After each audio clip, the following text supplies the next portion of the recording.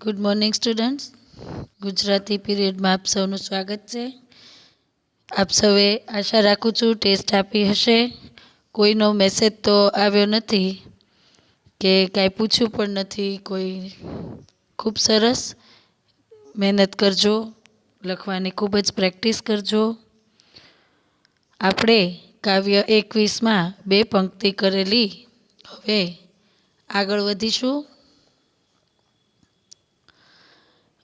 બે પંક્તિ પહેલાં આપને જણાવી દઉં કે સૌથી પહેલી પંક્તિમાં આપણે માનવીને કીધું છે કે તારે ભૂલ ભૂલામણા માર્ગ પર ઉલ્લંઘવાના એટલે કે પાર કરવાના છે, અને તારે શું કરવાનું છે તો કે ગરીબોના જીવનનો ઉદ્ધાર પણ કરવાનો છે, એની સ્થિતિ સુધારવાની છે, માટે તારે ક્યાંય હિંમત હારવાની નથી, એવું કવિ કહે છે.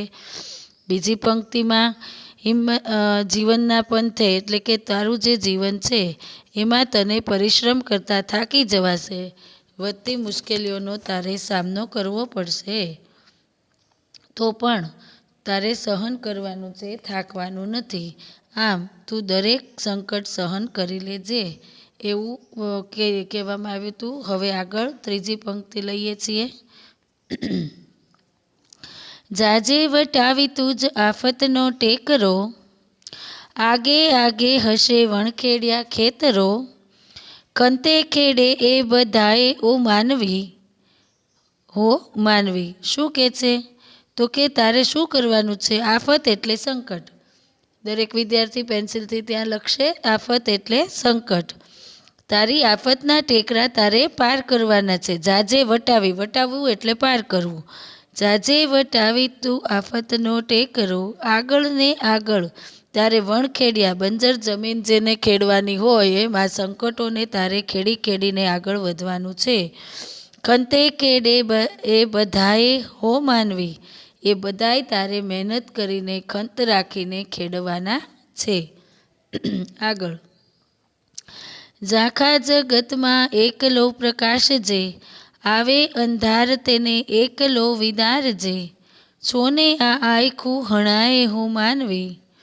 શું કહે છે? આવા ઝાંખા જગતમાં ઓછા નિસ્તેજવાળા જગતમાં તારે એકલાપણે ઉજાડવાનું છે. અંધકારમાં તું એકલા તારે સામનો કરવાનો છે. અને બીજું શું કરવાનું છે તો લેજે વિસામો ન ક્યાંય હું માનવી, દેજે વિસામો, તારે હૈયા વરખડીને છાંયે હું માનવી, દેજે વિસામો ન લેજે વિસામો. હે માનવી, ક્યાંય તું થાકતો નહીં, પરંતુ વિશ્રામ દેજે, તારી હૈયા રૂપી ઝાડને છાંયે તું લોકોને બીજાને વિશ્રામ આપજે. જો બીજી પંક્તિમાં છે ને, છાંયે હું માનવી દેજે વિસામો.